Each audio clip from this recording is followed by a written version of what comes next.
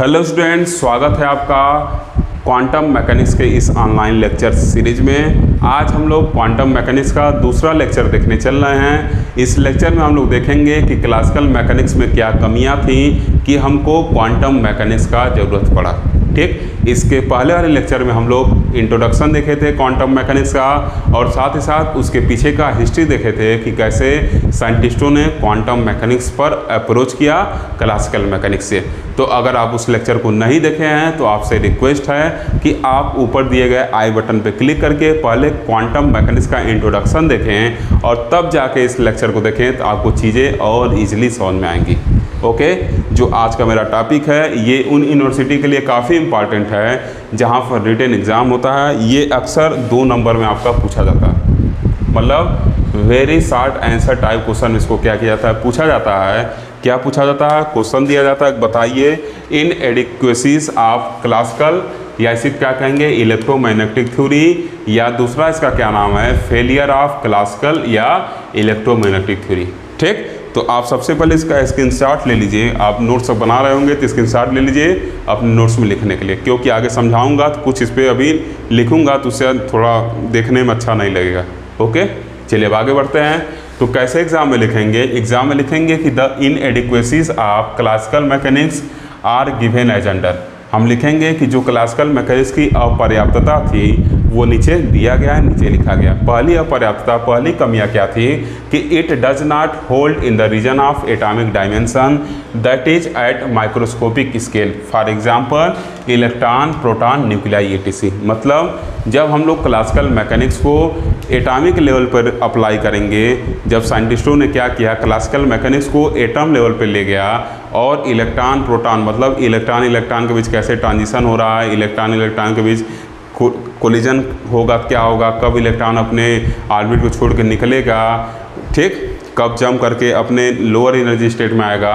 तो इन सब चीज़ों को जब साइंटिस्टों ने स्टडी किया क्लासिकल मैकेनिक्स को लगा के, तो वहाँ पे वो इस चीज़ को स्टडी नहीं कर पाए। मतलब इस बात से ये रिजल्ट निकला कि जो क्लासिकल मैकेनिक्स था वो एटॉमिक लेवल पर क्या था, पूरी की पूरी तरह फेल था। एटॉमिक लेवल क्या कर सकते हैं, माइक्रोस्कोपिक स्केल, क्योंकि ये सब क्या होते हैं काफ़ी छोटे छोटे पार्टिकल्स होते हैं, इलेक्ट्रॉन प्रोटॉन वगैरह। तो हम कह सकते हैं कि जो क्लासिकल मैकेनिक्स है वो माइक्रोस्कोपिक लेवल पर क्या था, फेल था। और यहीं से कल के लेक्चर में हम लोग देखे थे एक नई मैकेनिक्स आई जिसको क्या कहे क्वांटम मैकेनिक्स, जो माइक्रोस्कोपिक स्केल पर पार्टिकल के मोशन को स्टडी कर रही थी। ओके, अब देखिए जो दूसरा लॉ है, दूसरा लॉ क्या है कि this theory was not able to explain the stability of atoms. अब जो ये क्लासिकल थ्योरी थी ये एटम के स्टेबिलिटी को भी एक्सप्लेन नहीं कर पा रही थी। क्लासिकल थ्योरी के अकॉर्डिंग आप एटॉमिक मॉडल पढ़े होंगे जिसको हम लोग क्या कहते हैं Rutherford atomic model. According to Rutherford atomic model, whole positive charge and whole mass of the atoms resides at a tiny place called nucleus. Rutherford atomic model के अकॉर्डिंग क्या हम लोग पढ़े हैं कि जो एटम का पूरा पॉजिटिव चार्ज है, पूरा पॉजिटिव चार्ज है, और जो उसका होल मास है एटम का वो एक छोटे से प्लेस पर स्थित होता है जिसको हम लोग न्यूक्लियस कहते हैं। And electrons revolving around the nucleus in circular path. और इलेक्ट्रॉन क्या होता है आपका न्यूक्लियस के चारों ओर एक सर्कुलर पाथ में क्या करता है, मोशन करता है। ठीक, तो क्लासिकल थ्योरी ये बताता है कि इलेक्ट्रॉन क्या आपका चार्ज पार्टिकल है। तो अकॉर्डिंग टू क्लासिकल थ्योरी जब कोई चार्ज पार्टिकल एक्सेलरेट करता है, देखिए सर्कुलर ऑर्बिट में मूव कर रहा है ये इलेक्ट्रॉन, तो इसका मतलब क्या है, इसका ये क्या कर रहा है, इसका जो मोशन है वो एक्सेलरेटेड मोशन है। क्लियर?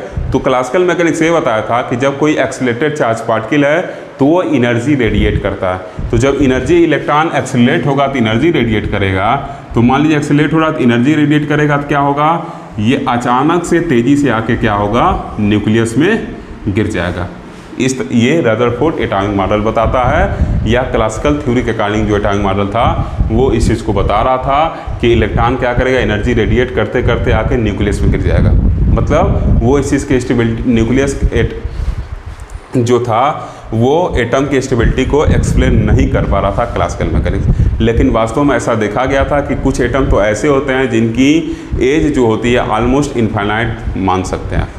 ठीक। तो यहाँ पे भी आपका जो था क्लासिकल मैकेनिक्स वो फेल माना जा रहा था, क्योंकि इसमें देखिए क्या हो रहा था, इलेक्ट्रॉन आके न्यूक्लियस में गिर जा रहा था और एटम क्या था, अनस्टेबल होता जा रहा था। लेकिन वास्तव में एटम अनस्टेबल नहीं है, उसकी कुछ एज होती है जो क्लासिकल मैकेनिक्स नहीं बता पा रहा था। ठीक। अब देखिए तीसरा पॉइंट क्या लिखेंगे कि ऐसे लिखिए, दिस कुड नॉट एक्सप्लेन, या ऐसे आप लिख सकते हैं, this theory could not explain the hydrogen spectra. अब जो ये क्लासिकल थ्योरी थी ये हाइड्रोजन स्पेक्ट्रा को भी एक्सप्लेन नहीं कर पा रही थी। जो क्लासिकल मैकेनिक्स अकॉर्डिंग माना गया था कि जो आपका हाइड्रोजन स्पेक्ट्रा होगा वो ऐसे होगा, ये क्या होगा, कंटिन्यूअस होगा। लेकिन वास्तव में एक्सपेरिमेंटली देखा गया तो जो हाइड्रोजन स्पेक्ट्रा था वो क्या था, आपका डिस्क्रीट था, ऐसे ऐसे मिल रहा था। और अकॉर्डिंग टू क्लासिकल थ्योरी वो ऐसे आ रहा था। तो इसका मतलब ये जो क्लासिकल मैकेनिक्स था, क्लासिकल थ्योरी था, वो हाइड्रोजन स्पेक्ट्रा को भी एक्सप्लेन नहीं कर पाया। वास्तव में हाइड्रोजन स्पेक्ट्रा कंटिन्यूअस ना होकर डिस्क्रीट होते हैं और उनमें देखिए एक ये रेंज होता है, आप पढ़े होंगे ना, Lyman series, Bowman series, Watson series, तो ये सब क्या होता है, एक रेंज होता है, ऐसे डिस्क्रीट फॉर्म में आते हैं वो। ठीक। तो ये क्या हो गया आपका, यहाँ तीसरा उसका फेल होने का कारण क्या था कि वो इसको मान रहा था, हाइड्रोजन स्पेक्ट्रा को कंटिन्यूअस मान रहा था, जबकि वास्तव में क्या होता है, वो डिस्क्रीट होता है। क्लियर। अब देखिए चौथा रीजन क्या था कि it could not explain the observed spectrum of black body of radiation. ये ब्लैक बॉडी रेडिएशन जो ये थ्योरी था वो ब्लैक बॉडी रेडिएशन के जो स्पेक्ट्रम थे, ऑब्जर्व हो रहे थे, उनको भी एक्सप्लेन नहीं कर पा रहा था। देखिए दो साइंटिस्ट थे जिन्होंने इस पर काम कर रहे थे, रेलाइजिन साहब और विन साहब। उन्होंने जब ब्लैक बॉडी पे स्टडी किया तो जब एनर्जी डेंसिटी का फ्रीक्वेंसी के साथ रिलेशन निकाला, यू का एफ के साथ रिलेशन निकाला, तो उन्होंने इसको ऐसे इसका वेरिएशन पा रहे थे लोग। ठीक। और वास्तव में जो एक्सपेरिमेंटली आ रहा था वेरिएशन एनर्जी डेंसिटी का फ्रीक्वेंसी के साथ, वो ऐसे होना चाहिए था। लेकिन रेलाइजिन साहब और विन साहब जो उन लोग का स्पेक्ट्रम मिल रहा था वो कुछ ऐसे जा रहा था, मतलब यहाँ से जाके इनका डेविएट हो जा रहा था और विन साहब का ऐसे कुछ आ रहा था। और एक्सपेरिमेंटली जो था एनर्जी डेंसिटी का फ्रीक्वेंसी के साथ रिलेशन वो ऐसे आ रहा था, मतलब जो एक्सपेरिमेंटली ऑब्जर्व स्पेक्ट्रम आ रहा था वो ऐसे आ रहा था। ठीक। तो इन लोग का ऐसे क्यों हो रहा था, रेलाइजिन और विन साहब का, क्योंकि ये लोग एनर्जी को कंटिन्यूअस मान के कर रहे थे, जो रेडिएशन था उसको कंटिन्यूअस मान के कर रहे थे।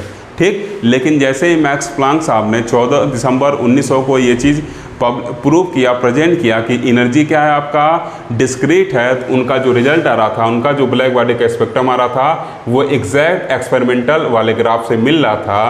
तो इस बात से ये चीज़ प्रूफ हो गया कि जो ब्लैक बॉडी का जो रेडिएशन है जो इमिट हो रहा है वो क्या है, आपका डिस्क्रीट है, वो कंटिन्यूअस नहीं होगा। ठीक। जो एनर्जी होगी वो छोटे छोटे टाइनी पैकेट के फॉर्म में होगी और एक पैकेट का जो एनर्जी होगा क्या होगा, h न्यू के बराबर होगा। इस चीज़ को कल के लेक्चर में ही हम देखे थे और आप इंटर में पढ़े होंगे मैक्स प्लैंक साहब का ब्लैक बॉडी रेडिएशन। क्लियर। अब आगे एक दो कमियाँ हम और देखेंगे और अपने लेक्चर को फिनिश कर देंगे।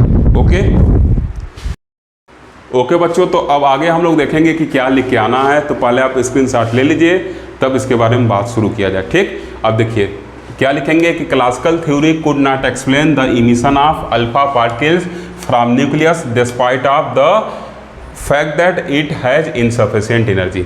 क्लासिकल मैकेनिक्स ये कहता है कि अल्फा पार्टिकल के पास इतनी एनर्जी नहीं है कि वो न्यूक्लियस में से निकले। आप अल्फा बीटा गामा पार्टिकल का एमिशन पढ़े होंगे, लेकिन तब भी अल्फा पार्टिकल निकलता है। आप चीज़ों को समझिएगा।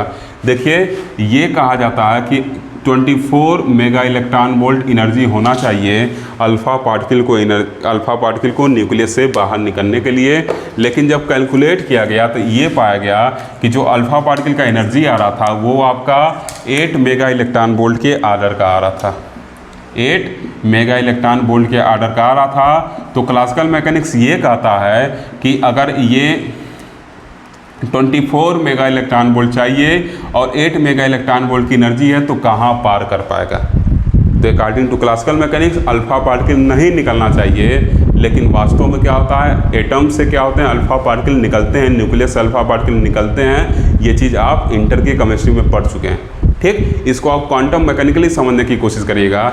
जैसे आप डेली लाइफ में देखे होंगे रेलवे क्रॉसिंग, तो जब रेल आने वाली होती है, ट्रेन आने वाली होती है, ये मान लीजिए क्या है आपका रोड है, तो क्या किया जाता है, रोड पे बैरियर गिरा दिया जाता है। इस बैरियर को आप क्लासिकली समझने की कोशिश करिएगा। तो जो वहाँ आदमी रहता है जो क्रॉसिंग पर, वो बैरियर गिरा देता है, तो वो तो यही सोचता है ना कि मैंने बैरियर गिरा दिया, कोई इंसान पार नहीं कर पाएगा। ठीक, तो इसको आप क्लासिकल लेवल लीजिएगा। क्लासिकली क्या लगेगा कि 24 मेगा इलेक्ट्रॉन वोल्ट एनर्जी है और 8 मेगा इलेक्ट्रॉन वोल्ट ही है अल्फा पार्टिकल, तो कहाँ पार कर पाएगा। लेकिन क्वांटम मैकेनिक्स में ये पॉसिबल है अकॉर्डिंग टू क्वांटम मैकेनिक्स, क्योंकि वो माइक्रो लेवल पे बात करती है। तो अकॉर्डिंग टू क्वांटम मैकेनिक्स अगर इस एग्जाम्पल को समझना चाहें तो क्या होगा, आप देखे होंगे जब क्रॉसिंग बंद रहता है तो कुछ लोग नीचे से बाइक तिरछा करके निकल जाते हैं, देखते हैं इधर ट्रेन तो नहीं आ रही है, ट्रेन नहीं आ रही है, कहेंगे नहीं आ रही, चलो निकलते हैं, और क्रॉसिंग के नीचे से बाइक लेके क्या करते हैं, निकल जाते हैं। तो क्वांटम मैकेनिकली पॉसिबल है कि बैरियर गिरने के बाद भी इंसान आ रहे हैं, जा रहे हैं। ठीक, उसी तरीके से क्वांटम मैकेनिक्स के अकॉर्डिंग ये चीज़ पॉसिबल है। इसको आप आगे क्लास में पढ़ेंगे कि 8 मेगा इलेक्ट्रॉन वोल्ट होने के बाद भी ये न्यूक्लियस में से निकल जाता है, जबकि उसको चाहिए कितना, 24 मेगा इलेक्ट्रॉन वोल्ट। ठीक, इसको आप डेली लाइफ से जोड़िएगा तो आप कंफ्यूज नहीं होंगे। फिर से समझाते हैं। जब रेलवे क्रॉसिंग को आप देखे होंगे, क्रॉसिंग बंद रहता है तो रेलवे डिपार्टमेंट ये सोचता है, या जो वहाँ गार्ड रहता है वो तो ये सोचता है ना कि कोई अब पार नहीं करेगा। तो क्लासिकली क्या है, कोई पार नहीं कर सकता। लेकिन छोटे लेवल पर जाएं, जो बाइक वगैरह हैं, वो बाइक वगैरह या पैदल जो इंसान वहाँ रहता है वो क्या करता है, धीरे से बैरियर नीचे घुसेगा और पार कर जाएगा। इसी को क्या कहते हैं, क्वांटम मैकेनिक्स। आप इसको क्वांटम मैकेनिक्स से रिलेट कर सकते हैं। माइक्रोस्कोपिक छोटे लेवल बात कर रहे हैं। अब 4 व्हीलर वाला थोड़ी ना पार कर पाएगा, लेकिन जो छोटे पार्टिकल्स हैं वो क्या कर सकते हैं, उसको पार कर सकते हैं आराम से।